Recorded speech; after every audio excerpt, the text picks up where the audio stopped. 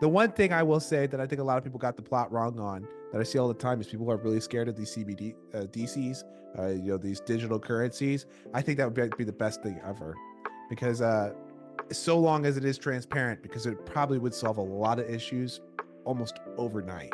And you see that in Africa when they start using these digital currencies, is all the law enforcement officers suddenly thought they got a raise. And it's because they were no longer scalping off the top. As it went down the chain of the government, no one was scalping a little bit of money off top. And all of a sudden, the office, people in law enforcement were like, whoa, I just got a huge raise. It's like, no, you are finally getting paid what you were supposed to get paid.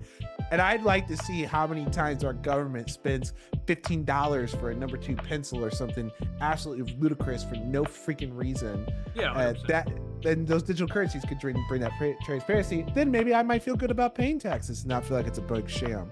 I'd be for that too. But here's the only. I'm gonna play the devil's advocate here, because I've looked into it many times. Right. So China has a digital currency. Okay. Right. Okay. So here's the problem. Right. Let's say I'm a libertarian, like I said. So like I try to just see the logic in anything. I tried to stay away from right or left or wherever. I just want to see the logic. Okay. Everything you just said is 100% accurate, and it sounds fucking great on paper. Here's the problem. Who has access to that, and who can turn it off and turn it on, right? So like, for example, in China, if you do not follow the guidelines, we'll say, okay, you're either going to be unalived or they're going to turn off your fucking digital currency. Let's say you had a couple $1 billion in there. Not anymore. They pulled it from you, right? So like, who has access to that fund, and what's there'd have to be something in like our constitution, almost an amendment added to where the government could not go through and garnish any kind of thing like that. But unfortunately they can, like if you owe, let's say you didn't pay your taxes, but you filed, they will garnish your wage until it's paid back, so that's where it's like a little gray area that my concern is. I'm sure in 20 years it goes that way for sure, because it's just how the future is going to be. But and you don't have to be worried about that stuff, because the reason the US dollar is number 1 king dog of the world is because it is the most trusted. And the instant they give that up, the instant they absolutely screw themselves in every way, shape, and form, we will no longer be a dominant world power. The US dollar is king of all. It is the reason we are in the position we are in the US. It's used for 80% of all global trade. Even when China buys steel from Australia, they're using US dollars. Right. Most of the foreign countries, so when you start screwing with that in any way, you do any funny business like that, they won't, because they give up all their power if they do that. You think that they could get more power, but actually they'd be giving up way more. So they're not even incentivized to do funny games like that. And there's competition. There's Bitcoin. There's other currencies. If you're if you're worth $1 billion, you're afraid of something like that.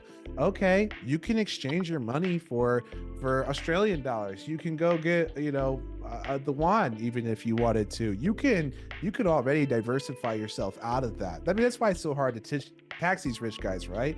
We're gonna raise. California's going to raise taxes to 60%, and everyone says, okay, I'll just move. Who cares? You guys are idiots. I love your optimism on that, and I hope you're right. I really do, because I just try to think of the fallacies and things that could happen, right? And you saw in Canada, right, for example, whenever those truckers did that the trucker protest, they froze all their bank accounts, right? So if the United States was ever in the potential of losing control of dominion of the populace, why wouldn't they? That's my thought. Why? And I hate to sound like a glass half empty kind of guy, but why wouldn't they? That's my always thought. I'm not the kind of guy that keeps $500,000 in my mattress, but I do like to know that, no other political figure can go through and pause my bank account if I need to buy groceries. But Canada's paid, I will say, the repercussions for them doing that is Canada's paying the ultimate price.